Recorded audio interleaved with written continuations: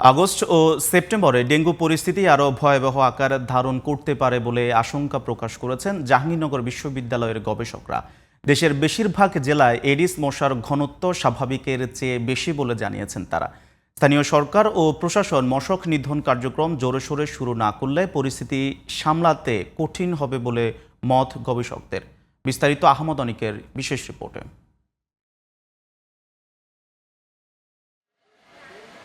একসময় ডেঙ্গুকে শহুরে রোগ বলা হলেও বিগত কয়েক বছরে দেশের প্রত্যন্ত অঞ্চলে ছড়িয়ে পড়েছে এডিস মশাবাহিত রোগটি। বর্তমানে রাজধানীর চেয়ে ঢাকার বাইরেই ডেঙ্গু আক্রান্ত হচ্ছেন বেশি মানুষ। স্বাস্থ্য অধিদপ্তরের তথ্য অনুযায়ী চলতি বছর এখন পর্যন্ত সবচেয়ে বেশি ডেঙ্গু রোগী পাওয়া গেছে বরিশাল বিভাগে। এর পরের স্থানে আছে চট্টগ্রাম ও ঢাকা বিভাগ। সম্প্রতি এক জরিপে জাহাঙ্গীরনগর বিশ্ববিদ্যালয়ের কীটতত্ত্ববিদরা দেশের বেশিরভাগ জেলায় এডিস মশার ঘনত্ব পেয়েছেন বিপজ্জনক হারে।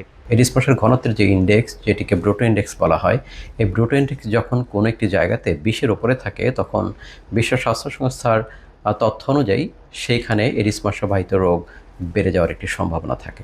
বাংলাদেশের প্রায় প্রতিটি জেলাতেই এই মুহূর্তে এডিস মশার ঘনত্বের ইন্ডেক্স 20-এর উপরে আছে এবং যেটি এডিস মশাবাহিত রোগ, ডেঙ্গু এবং চিকুনগুনিয়া ছড়ানোর জন্য অত্যন্ত উপযোগী। চলতি বছর মার্চের পর থেকে বাড়তে শুরু করে ডেঙ্গু রোগীর সংখ্যা। স্বাস্থ্য অধিদপ্তরের পরিসংখ্যান অনুযায়ী এপ্রিলের তুলনায় মে মাসে দ্বিগুণের বেশি ডেঙ্গু রোগী হাসপাতালে ভর্তি হয়, আর মে মাসের চেয়ে জুনে ভর্তি হয় 3 গুণের বেশি। এদিকে চলতি মাসের প্রথম সপ্তাহেই জুনের অর্ধেক পরিমাণ রোগী হাসপাতালে ভর্তি হয়েছে। এমন পরিস্থিতিতে এখন থেকেই মশক নিধন কার্যক্রম জোরালো না করলে ডেঙ্গু নিয়ন্ত্রণের বাইরে চলে যাওয়ার শঙ্কা জানান গবেষকরা। এডিস মশার ঘনত্ব, ডেঙ্গু রোগীর সংখ্যা, বৃষ্টিপাত, আর্দ্রতা এবং তাপমাত্রা এই কয়েকটি মিলিয়ে যে ফরকাস্টিং মডেল তৈরি করি সেখানে আমরা স্পষ্ট দেখতে পাচ্ছি আগস্ট এবং সেপ্টেম্বর এই দুটি মাস আমাদের ডেঙ্গু বেশ ঝুঁকিপূর্ণ হয়ে উঠবে।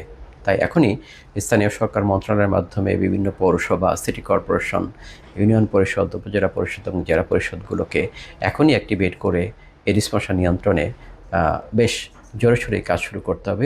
এডিস মশা নিধনের পাশাপাশি ডেঙ্গু রোগীদের চিকিৎসায় হাসপাতাল প্রস্তুত রাখার পরামর্শ দিয়েছেন বিশেষজ্ঞরা। আহমদ অনিক, জিটিভি নিউজ, ঢাকা।